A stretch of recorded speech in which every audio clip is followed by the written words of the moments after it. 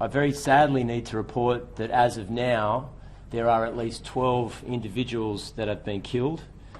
One of the offenders has also been killed and one is in custody. This attack was designed to target Sydney's Jewish community on the first day of Hanukkah.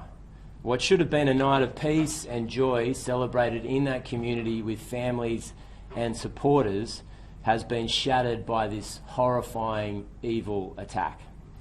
Our heart bleeds for Australia's Jewish community tonight. I can only imagine the pain that they're feeling right now to see their loved ones killed as they celebrate this ancient holiday.